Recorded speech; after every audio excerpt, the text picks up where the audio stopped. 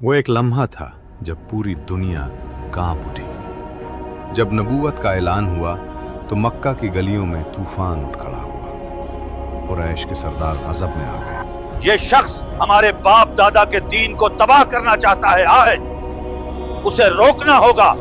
अबू लहब चीखा, ये झूठ है, सरासर झूठ। अबू जहल ने तलवार उठाई। पूरी कौम ने सच को झुठला दिया। दोस्त दुश्मन बन गए, रिश्तेदार पत्थर उठाने लगे। मक्का की हर गली में नफरत की आग भड़क उठी।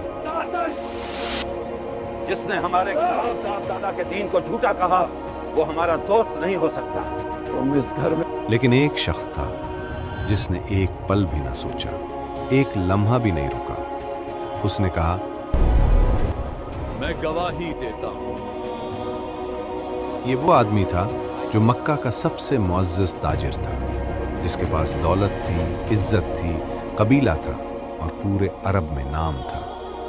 उसने सब कुछ दांव पर लगा दिया सिर्फ एक सच के लिए, बगैर किसी खौफ के, बगैर किसी लालच के।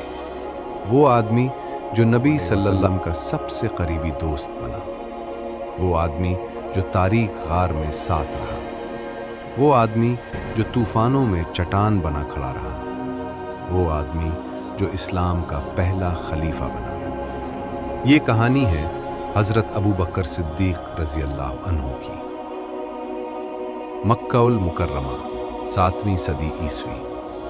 ये वो शहर था जहाँ काबा के गिर्द 360 बुत सजे हुए थे, जहाँ ताकतवर का कानून चलता था और कमज़ोर की कोई न सुनता था, जहाँ गुलामों को जानवरों से बदतर समझा जाता था, जहाँ बेटियों को जिंदा दफन किया जाता था।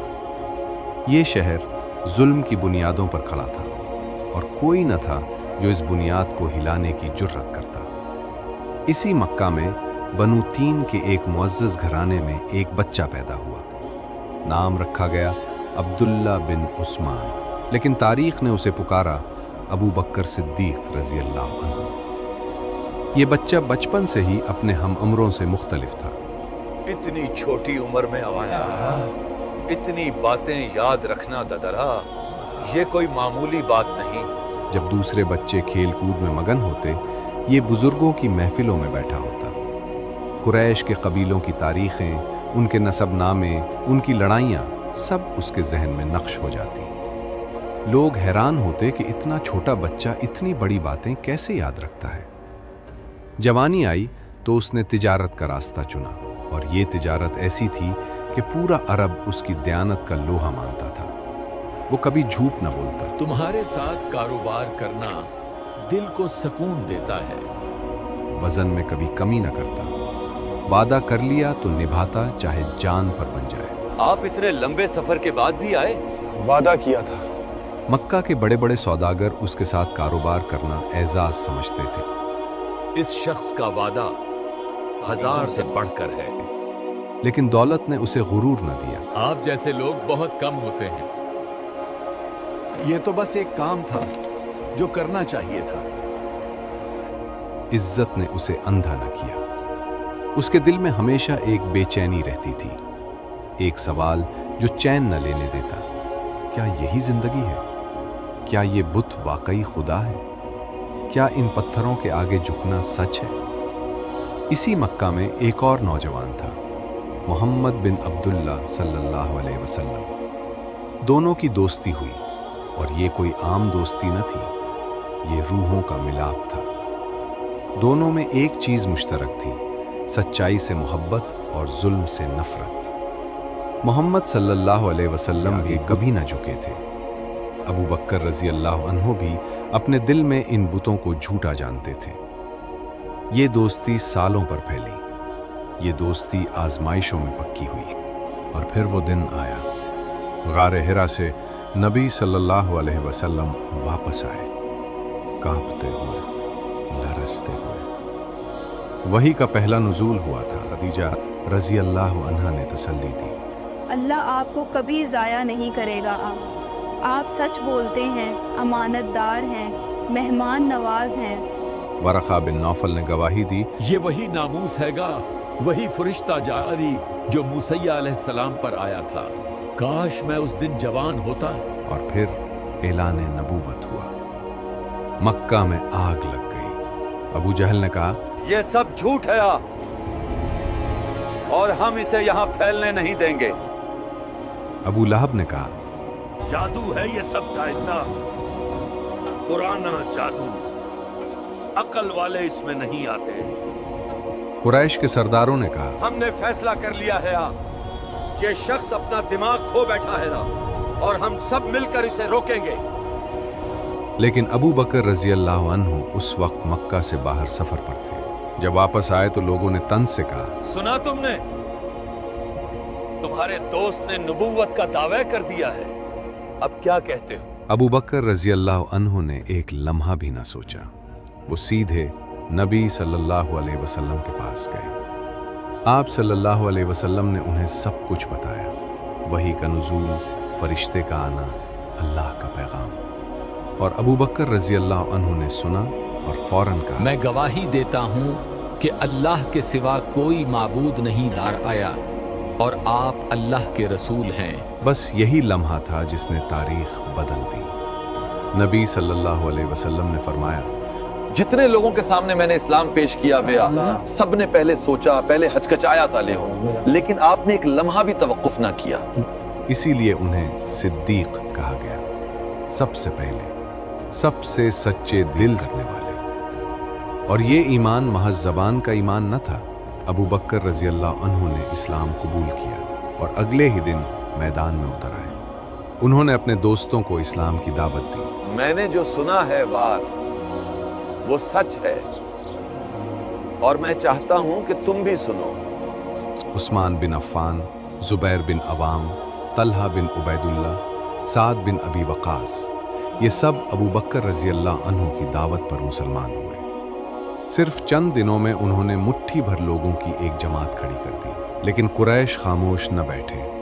جب مسلمانوں پر ظلم شروع ہوا، جب بلال رضی اللہ عنہ کو تپتی ریت پر لٹایا گیا، جب سینے پر پتھر رکھے گئے، جب کوڑے برسائے گئے، تو ابو بکر رضی اللہ عنہ خاموش نہ رہ سکے۔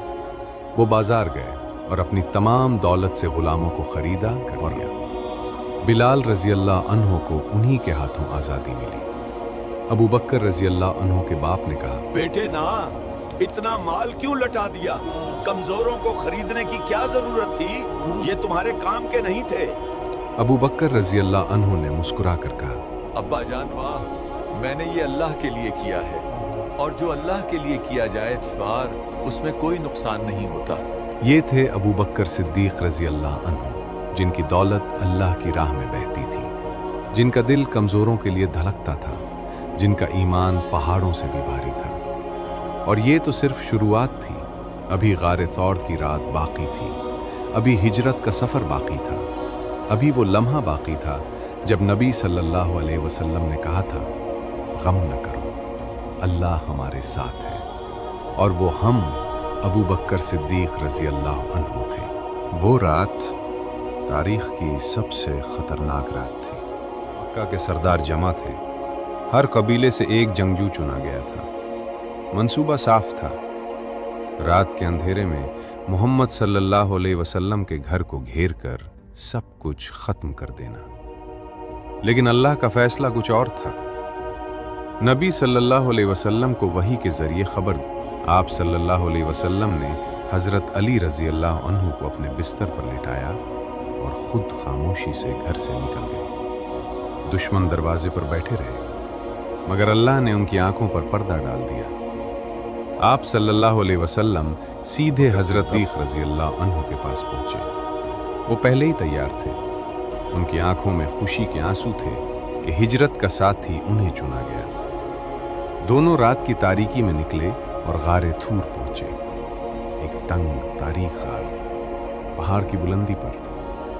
ابو بکر رضی اللہ عنہ پہلے اندر گئے، غار کے سوراخ اپنے کپڑوں سے بند کیے اور ایک باقی رہ گیا تو اپنا پاؤں رکھ دیا۔ پھر نبی صلی اللہ علیہ وسلم کو بلایا۔ آپ صلی اللہ علیہ وسلم نے ان کی گود میں سر رکھا اور آرام فرمایا۔ اسی دوران ایک زہریلے کیڑے نے ابو بکر رضی اللہ عنہ کو ڈنک مارا۔ درد شدید تھا، آنسو بہنے لگے۔ मगर वो हिले नहीं, सिर्फ इसलिए कि नबी सल्लल्लाहु अलैहि वसल्लम की नींद न टूटे। बाहर दुश्मन गार तक पहुंच चुके थे। अबू बकर रजी अल्लाह अन्हु ने अर्ज किया, या रसूल अल्लाह, अगर उन्होंने नीचे देखा तो हमें देख लेंगे। नबी सल्लल्लाहु अलैहि वसल्लम ने फरमाया, ला तहसन इन्नल्लाह माना, गम न करो, अल्लाह हमारे साथ है। अल्लाह की मदद आई। मकड़ी ने जाला बुन दिया, कबूतर ने घोंसला बना लिया, दुश्मन धोखे खाकर वापस लौट गए। 3 दिन बाद हिजरत की तरफ शुरू हुआ और एक नया दौर आगाज हुआ। मदीना में हर आजमाइश में अबू बकर रजी अल्लाह अन्हु नबी सल्लल्लाहु अलैहि वसल्लम के साथ रहे। जब अल्लाह की राह में खर्च करने का हुक्म आया, वो सबसे आगे थे। नबी सल्लल्लाहु अलैहि वसल्लम घर के लिए क्या छोड़ा? उन्होंने जवाब दिया, अल्लाह और उसका रसूल सल्लल्लाहु अलैहि वसल्लम। फिर वो लम्हा आया जिसने सबको हिला दिया। नबी सल्लल्लाहु अलैहि वसल्लम इस दुनिया से पर्दा फरमा गए। सहाबा किराम पर सख्त तारी हो गया। हजरत उमर रजी अल्लाह अन्हु गम में ये मानने को तैयार न थे। ऐसे में अबू बकर रजी अल्लाह अन्हु आगे बढ़े और फरमाया, जो मोहम्मद सल्लल्लाहु अलैहि वसल्लम की इबादत करते थे, जान लें कि मोहम्मद सल्लल्लाहु अलैहि वसल्लम वफात पा गए, और जो अल्लाह की इबादत करते हैं, अल्लाह हमेशा जिंदा है। फिर कुरान की आयत तिलावत की और सबको हकीकत का एहसास हुआ। बाद में खिलाफत अबू बकर रजी अल्लाह अन्हु को सौंपी गई। उन्होंने फरमाया, तो मेरी मदद करो, अगर मैं सही चलूं तो मेरी मदद करो, और अगर गलती करूं तो मुझे सीधा करो। मुख्तसर खिलाफत में उन्होंने बड़े कारनामे अंजाम दिए, फितनों का खात्मा किया, कुरान को एक मुसहफ में जमा करवाया और इस्लाम को मजबूत बुनियाद दी। फिर उनका आखिरी वक्त आया। उनके लबों पर ये अल्फाज थे, या अय्यतुहन नफ्सुल मुतमइन्ना, और वो अपने रब से जा मिले। 63 साल की उम्र में, वही उम्र जिसमें नबी सल्लल्लाहु अलैहि वसल्लम ने विसाल फरमाया था। उन्हें नबी सल्लल्लाहु अलैहि वसल्लम के पहलू में दफन किया गया। जिंदगी में भी साथ और मौत के बाद भी साथ। ये थे हजरत अबू बकर सिद्दीक रजी अल्लाह अन्हु, सच्चाई, वफा और कुर्बानी की जिंदा मिसाल।